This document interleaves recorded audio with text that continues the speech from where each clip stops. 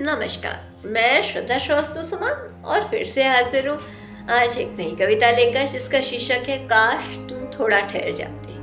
एक दोस्त पर लिखी है मैंने, सुनिएगा। काश तुम थोड़ा ठहर जाते, एक दोस्त पुकार रहा था उस दिन, काश तुम उसकी आवाज को सुन पाते, काश तुम थोड़ा ठहर जाते।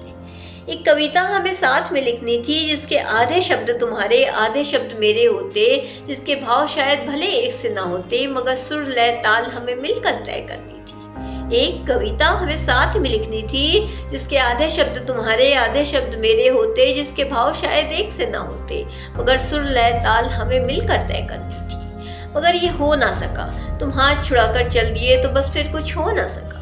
मगर ये हो ना सका, तुम हाथ छुड़ाकर चल दिए तो बस फिर कुछ हो ना सका। काश तुम थोड़ा ठहर जाते, एक दोस्त पुकारा था उस दिन, काश तुम उसकी आवाज को सुन पाते, काश तुम थोड़ा ठहर जाते। पता है तुम्हें, मेरी टूटी फूटी कविताओं में तुमने ही तो जान भरी थी।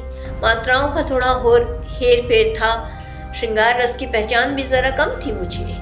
पता है तुम्हें, मेरी टूटी फूटी कविताओं में तुमने ही तो जान भरी थी। मात्राओं का थोड़ा हेर फेर था, श्रृंगार रस की पहचान भी जरा कम थी मुझे। सब कुछ बिखरा हुआ सा था, तुम्हारे साथ सब कुछ समेट कर एक लय में लाया ही था कि तुम गुम हो गए। सब कुछ बिखरा हुआ सा था, तुम्हारे साथ सब कुछ समेट कर एक लय में लाया ही था कि तुम गुम हो गए। मैंने बहुत आवाजें लगाई, फिर तुमने पलट कर ना देखा। मैंने बहुत आवाजें लगाई, फिर तुमने पलट कर ना देखा।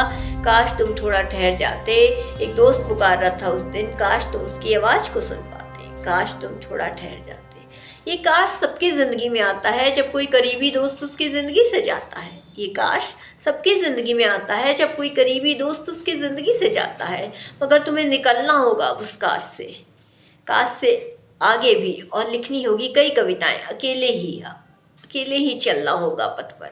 हाँ, याद आएगा तुम्हें तुम्हारा वो दोस्त, और फिर तुम बस यही सोचोगे काश तुम थोड़ा ठहर जाते। एक दोस्त पुकार रहा था उस दिन, काश तुम उसकी आवाज़ को सुन पाते, काश तुम थोड़ा ठहर जाते। इसी के साथ मैं अपनी कविता को विराम देती हूँ। धन्यवाद।